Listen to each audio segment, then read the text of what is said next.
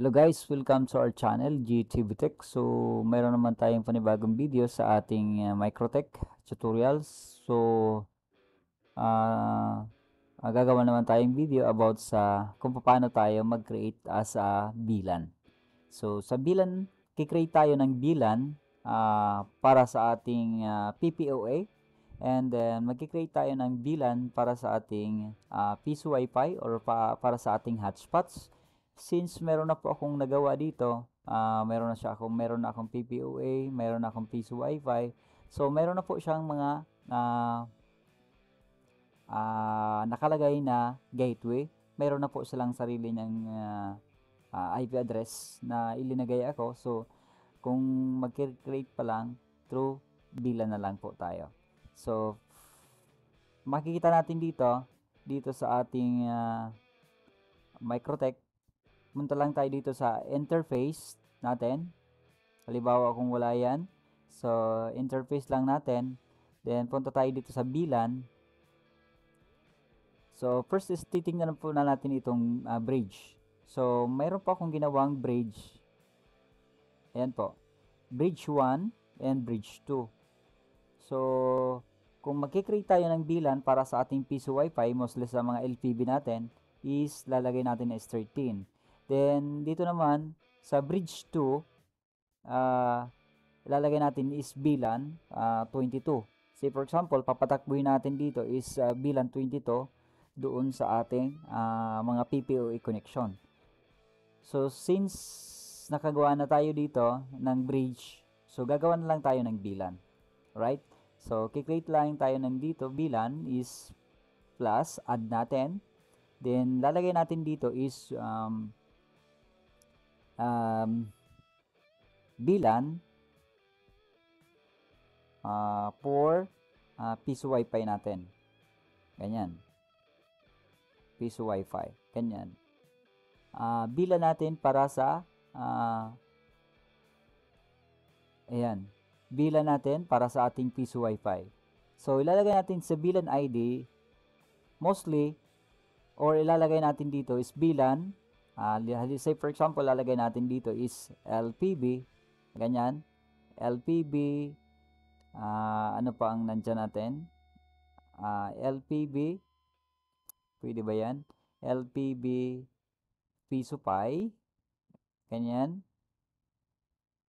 Or any other nakalagay natin. So, lalagay natin dito sa bilan ID is 13. Kasi pag kinonect natin yan, automatic na sa atin is nakabilan 13 tayo. Right? So, nakabilan 13. Then, sa interface natin, hahanapin natin kung saan siya nakalagay. Hindi natin pwede natin dito ilagay sa bridge 2 kasi magkasama kasi siya ni PPOA sa isang bridge. So, kung gagamitin mo si bridge, sa isang bridge po siya, mag-connect siya sa isang bridge, pero hindi po sila mag-uusap ni PPO ito, then piso wifi kasi magkaiba silang address ng bilan ID. Okay? So, kiklik natin ito kahit nasa isang bridge lang siya, hihiwalay natin siya. Isi-separate natin siya sa bridge. Si piso wifi and then si PPOA. Yan. Nakabilan. Say for example, bilan, LPB or piso pi, or papalitan natin siya. Bilan 13 para recognize natin. Bilan 13, bilan ID is 13. Yan, apply lang natin siya. Okay. So, ang interface natin, kung makikita natin dito, dito sa bridge natin, okay, di ba? Piso wifi, iyan po siya, nasa bridge to. Kung titingnan natin dito sa interface, si piso wifi, ayan po. Ayan, nakabilan, nakikita natin, connected siya sa bilan 13. Ayan. Okay. Then, balik tayo dito sa bilan. Create tayo ng bilan ulit. Pinapatakbo natin is bilan 22. Say for example, bilan 22, Then dito, lalagay natin dito is bilang 22, lalagay natin dito si PPOA. Yes, yan, PPOA, lalagay natin siya, then apply lang natin ito. Okay. So, dalawa ang bilan natin. Magka-separate po sila ng bilan ID. Nasa 13 yung isa, then yung isa is nasa 22. Pero magkaiba po siyang pinapatakbo nyo ng bilan.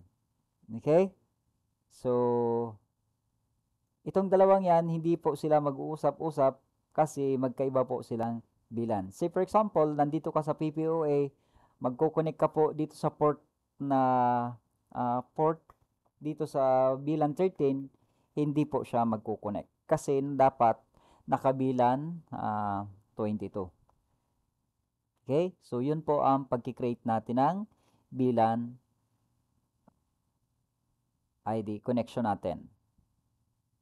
Okay? So, dalawa po siya. Kung makikita natin sa interface, si Piso Wi-Fi nasa bilan 13, si PPOA nasa bilan 22.